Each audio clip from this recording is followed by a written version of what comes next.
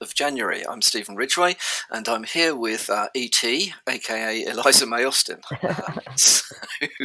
And for those of you who can't see the screen, that joke will be lost on you. Right, so various things going on today, so I shall dig straight in. The Royal Mail is suffering suffering severe service disruption due to what's been described as a cyber incident affecting the multinational postal service and the courier company side of the business. There are no details at the moment as to exactly what's happened, who this is, or what they were trying to do, but I think it is fair to say it's potentially something like a ransomware attack. The Royal Mail says that its other services are okay, but there may be some delays, although trying to work out which delays are due to this and which delays are due to the fact that they're all on strike or just not working very well together. Shoot me later for that one, Eliza. They do say, though, if you have international parcels to send, they are asking customers to please hold off trying to send those for the moment because apparently their warehouses are filling up with things that they're unable to forward on. So hopefully this will get sorted quickly. The NCSC, so the UK's National Cyber Security Centre, is working alongside the Royal Mail.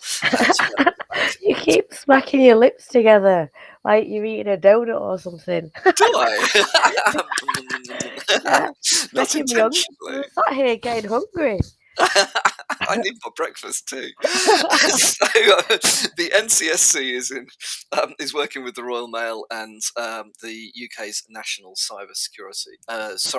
National Crime Agency is also involved. So with the authorities involved, hopefully we will get this sorted very quickly and the post will resume normal operations ASAP. On other news as to companies being breached, the manufacturing firm Morgan Advanced Materials is investigating a cyber attack. It is so they are an organisation, a company that specialises in solutions for industrial, energy, transport, healthcare, semiconductors, and so on. They provide services including technical ceramics, molten metal systems, electric carbon, seals, bearings, and so on. Company has nearly 8,000 employees and has a presence in over 25 countries. So if you are a customer or supplier of Morgan Advanced Materials, just expect there to be disruption, but also make sure that you're not going to get involved in any upstream or downstream third-party attacks as a consequence, especially if you've got systems that are integrated in any way with their systems. I'm always amazed by when we're reading about these things, how often I hear of companies I've never heard of before, and they're huge. Yeah. And I think it's so weird, isn't it, when you're not focused on a particular niche industry, you don't even hear of these companies that are that size. That's pretty big. Sorry, go on. And important as well, by the sounds of it. Big and important. Yeah, definitely. Yes, it sounds like they are. But but they've been hit. So hopefully they have got the processes in place in the background to sort this stuff out. At the moment, there's little in the way of information as to who has been. Who's responsible for this? There's nothing on the normal ransomware leak sites or. But. Oh, you keep cutting out, Stephen. So yeah, we'll see what comes of that. You keep cutting out. So if you've got any others, smash through them as quick as you can, because you keep cutting out there. Yeah, okay. So Cisco has warned of authentication bypass on some end-of-life VPN devices. So if you're running an end-of-life VPN device, what on earth are you thinking? Get them replaced. They're end of life. They don't get security fixes anymore. They're on the internet and they're providing a security service. Seriously, come on. And finally, from me, thieves have worked out how to access the Experian credit reports of pretty much anybody just by modifying a URL. The attack goes via another company's website called annualcreditreport.com, and if you... Oh no, we can't hear you. Repeat that again, Stephen. We can't hear you. Go 5 seconds back, 2 sentences back. Okay, so identity thieves have bypassed security questions to access Experian credit reports. Yeah.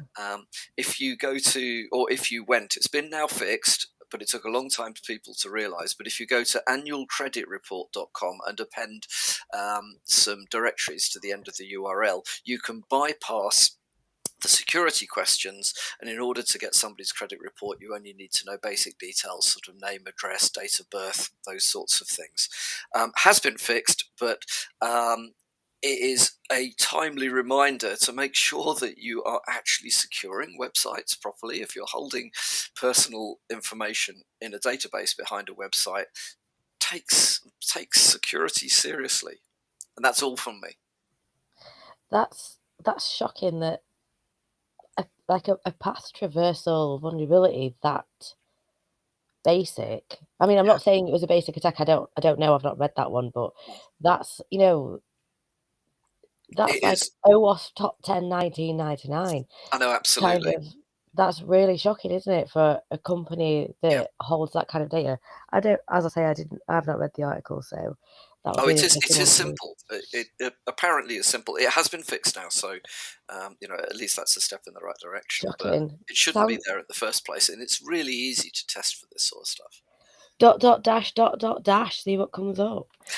Well, this was even more simple. This is just basically append, something /report, and you get the report.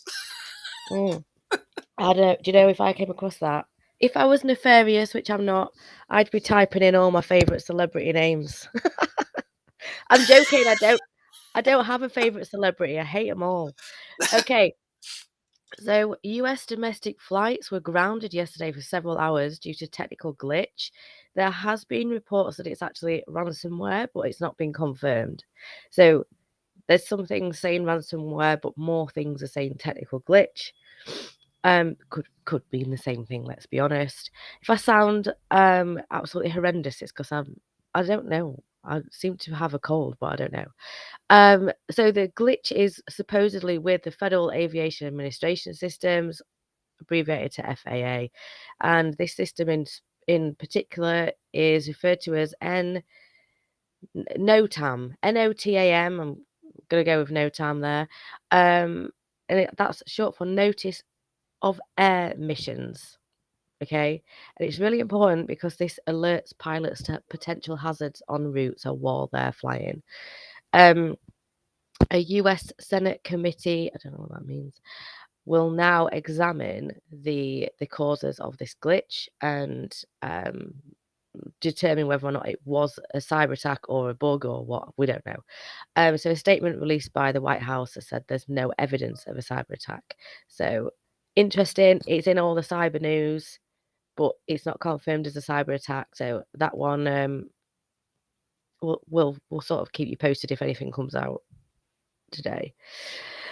The Guardian, the newspaper The Guardian, has faced a ransomware attack. This originated via a phishing email.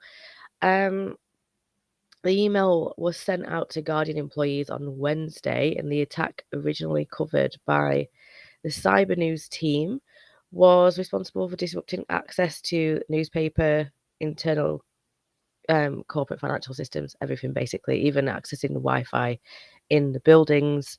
Apparently, employee records are thought to be compromised, but PII data of readers has not, and US and Australia apparently has not been affected. So, unless you work there, I think you're okay. A school's chain, so a learning trust of academies. I don't have kids, so when I was younger, it was a school or it was a bakery, or it was a chip shop. Now it's a school, an academy, a college, even though it's got 15-year-olds in it, or a proper college or a university. So I don't understand the layout of this. Do apologise. If you've got kids, you probably do. So a school's chain, which is covering York, Selby and Scarborough, so they've got various different academies across there, has been hit by a ransomware attack. The school that say this, there's 15 academies, don't know what that means, affected schools in Hope Centremoo Learning Trust. I'm not butchering that. That's what it is. Centremoo. Who came up with that name? We've got some need to talk, Stephen, with a company name we've got. Anyway, so Helen Wynne, the Chief Executive Officer of Hope Centremoo Learning Trust, said the trust has not received a ransom demand, and if they did get one, they won't pay it anyway, out of principle. So she doesn't mince words, does she, Helen? She's also said that thanks to strong backups, we are hopeful systems will be up and running in due course, and we are pleased our systems alerted us quickly, allowing us to take necessary action. So, sounds like Hope Centremoo in the north of England is doing okay and recovering from that. But if we take everything that Helen Wynne said, so good for them. Hopefully they recover. It's nice to hear a schools trust that's actually confident in this. The majority of schools don't have much in place or anything at all in terms of cyber defense. They get hit and then it becomes a new, what they put out there can come across quite weak. So it's great that Helen, who's the Chief Executive Officer of that trust, is sounding quite strong there. So I like that. Anything else, Stephen? Because I don't have anything else. No, I think that's all from us today. So in that case, have a good day, and we will speak to you tomorrow morning. All right. Have a good one. Bye.